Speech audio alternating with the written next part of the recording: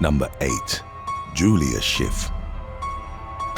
In the late 2010s, Italian Air Force pilot Julia Schiff made headlines in her country after complaining about a baptism of flight hazing ritual in the video-recorded incident, which traditionally marked the end of the training course. The Venice-born cadet was forcefully grabbed and lifted by her colleagues. They then hit her on the backside with wooden sticks and slammed her unprotected head against a plane wing before dumping her in a pool. She complained about the hazing and was subsequently expelled from the Air Force Academy for what her superiors deemed insufficient military aptitude. Schiff took her wrongful dismissal case to Italy's highest administrative court, but lost when Russian armed forces crossed Ukraine's borders, triggering what many deemed the most serious conflict Europe had seen since World War II. Schiff discreetly left Italy. She'd later recall seeing a video of a random tank passing over a civilian car as strengthening her resolve of going to Ukraine. Schiff joined the International Legion of Territorial Defense of Ukraine and fought alongside national troops, recording her experience as a mini-documentary for the Italian TV show Le Ain. The 23-year-old returned to Rome for a demonstration in the fall of 2022 and spoke about her service, which included reconnaissance beyond the front line. Schiff reported to have found a family in her team in Ukraine, something that she hadn't found in the Air Force. She also urged her home country for greater solidarity with the Ukrainian people, noting that she hadn't seen an Italian weapon during her 7 months as a volunteer soldier. Schiff said that she couldn't talk about her having killed anyone, but stated that she'd witnessed and had been changed by the horrors of war. Number 7. Adam Ennis. Scottish man Adam Ennis, a 35-year-old mechanic and the owner of a garage business in Biggar, ignored official warnings and left his country in March of 2022 for the war zone in Ukraine. He felt duty-bound to help as he'd visited the country in the past and made friends there. He only possessed basic rifle skills he'd acquired in the combined cadet force at Merchiston Castle School in Edinburgh. Ennis was quickly selected to defend Kiev from advancing Russian troops, eventually being stationed outside of the city of Irpin. He later spoke to the media about a number of close calls as he and his unit took direct fire from tanks and artillery. Ennis spoke about the atrocities and devastation of war, saying, "I remember lying face down and shots hitting the ground all around me." He survived and returned to South Lanarkshire in June to rest and raise money to buy an armored truck that could be used to move casualties from the front line. Ennis returned to action in July, and his father, Brian, joined him on the drive to the Polish border, which saw them cross through 5 countries. Brian later told the BBC that they were met with great acts of kindness on the way, with people paying for their gas or helping with work on the truck. He also expressed being proud and worried for his son. Due to where he was on the front, Ennis's parents subsequently had limited communication with him until August, when they discovered he was being hailed as a hero in Ukraine. Ennis was one of 10 soldiers featured in the photographic exhibition Warriors of the World, Warriors of Light, alongside the documentary International Legion at the Bouquet Kiev Stage Festival. He was still alive and fighting as of the latest updates. Number 6. Connor Kennedy.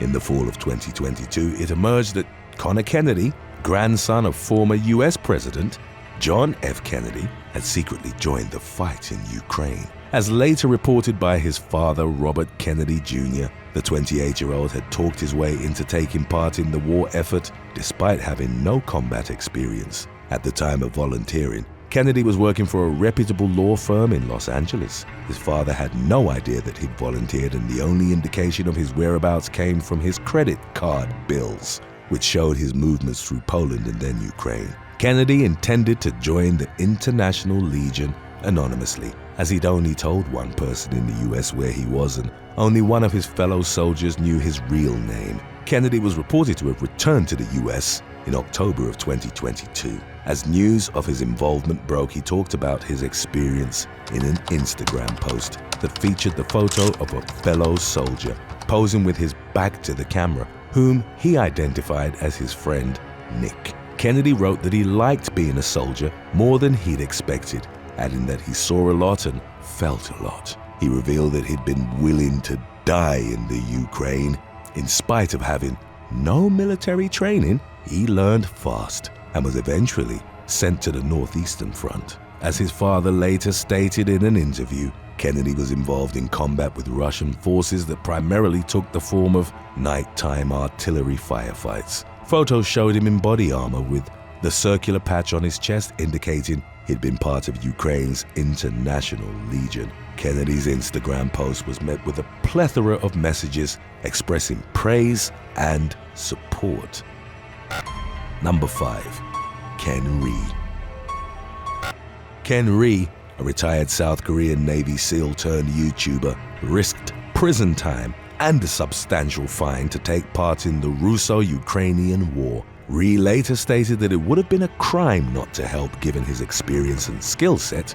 Due to escalating tensions in the region, Ree's government had made travel to Ukraine illegal since February the 13th. Ree announced on March the 6th that he and 2 other former SEALs had informally left South Korea for Ukraine. By May the 16th, Ree had been promoted to a leadership position in the armed forces, opposing the advancement of Russian troops due to his special operations background. At some point during his time in the war-torn country, Ree fell into a sinkhole, tearing ligaments in both knees. He tried to ignore the injury throughout a 5-day mission, but his condition worsened significantly, leaving him unable to carry on with his duties. He later reported in an interview that a doctor in a Ukrainian military hospital told him he needed surgery and suggested he return to South Korea. Ree's companions had returned much earlier, and he eventually flew back as well on May the 27th. Over a dozen police officers escorted him to baggage claim, but he wasn't immediately arrested and instead placed in quarantine for 7 days as his COVID-19 vaccination had expired. For violating the travel ban, he faced up to a year in prison and a fine of nearly $8,000. Reactions from the South Korean public were mixed, as some praised Ree's bravery while others were critical of him breaking the law. Number 4. Thalita do Valle and Douglas Borrego. Following a career as a model and actress, Brazilian woman Thalita do Valle turned her attention to humanitarian missions abroad before eventually focusing on combat. Do Valle trained as a sniper with the Kurdish Peshmerga forces in Iraq and fought against extremists aiming to take over the country. The 39-year-old arrived in Ukraine in early June of 2022 and messaged virtually every day from the front. Do Valle revealed that she worked as a rescuer and sharpshooter, providing support to Ukrainian troops. She survived a bombing in the capital of Kiev, after which she told family that her mobile phone activities were being monitored by Russian drones and that she could only briefly call them with updates. Do Valle was part of the same unit as former Brazilian soldier Douglas Borrego, and they moved to the city of Kharkiv in late June. Within days, as Russian forces carried out an airstrike on the city, Do Valle became separated from her unit. She got trapped in a burning bunker and succumbed to smoke inhalation. 40-year-old Borrego went to find her and was killed in a subsequent missile strike. He'd left Brazil on May the 24th to join the war effort. In spite of his family's protests, he was reportedly survived by a teenage daughter. Number 3. Sandra Andersen Eira. Norwegian woman Sandra Andersen Eira was enjoying a comfortable existence in her home country at the breakout of the war in Ukraine. She'd served a term as a representative in the Same parliament, worked as a fisher, and operated her own business. Most of those who knew Eira only found from the media that she'd gone to Ukraine in early March as a war volunteer.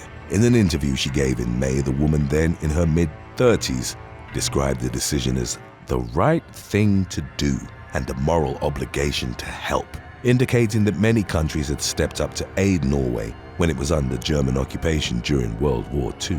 Eira joined a Ranger squad as a combat medic, and her unit was the first to be deployed by the International Legion. She helped liberate the northern area of Kiev and then moved to Bucha and Irpin before heading to the country's southern front. She was the only woman in her squad and extensively praised the respect shown to her by colleagues and Ukrainian troops. Speaking on the latter, Ira claimed that even as she was under bomb fire for days, they treated her like a queen.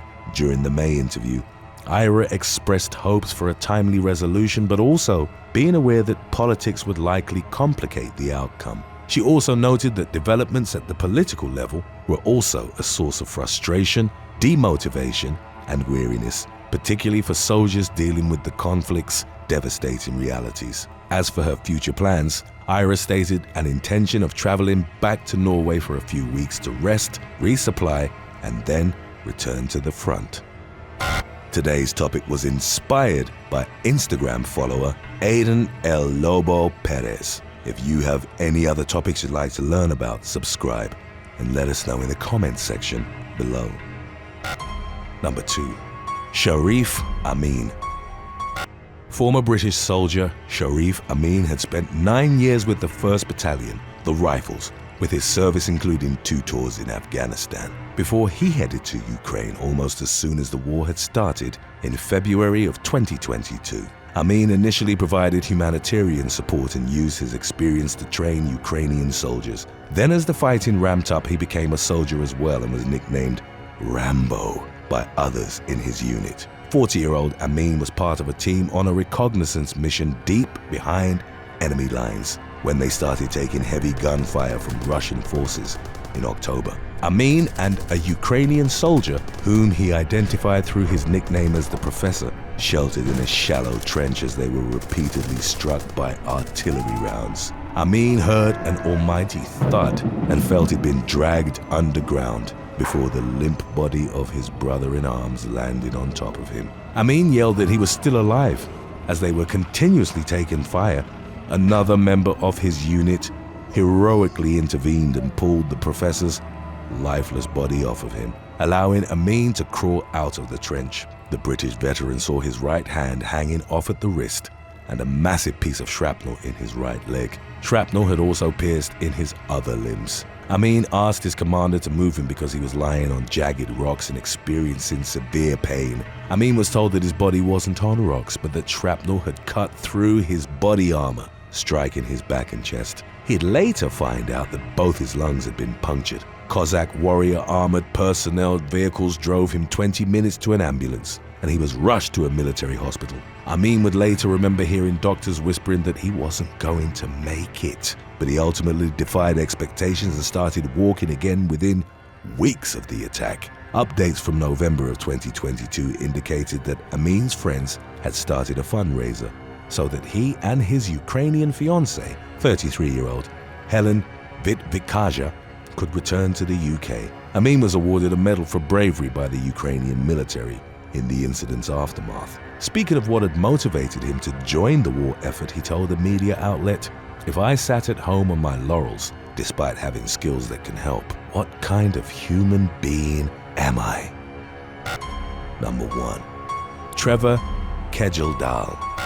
Australian man Trevor Kejeldal had no combat experience prior to joining the war in Ukraine, but in a few months he became a highly efficient soldier in his unit. He answered the call for volunteers almost as soon as it was put out by Ukrainian leadership, citing the bravery and resilience of the Eastern European country's people as inspiration. The Brisbane native was initially rejected by the International Legion due to his lack of training. Others in a similar position returned home, but he remained steadfast in his decision to join the cause.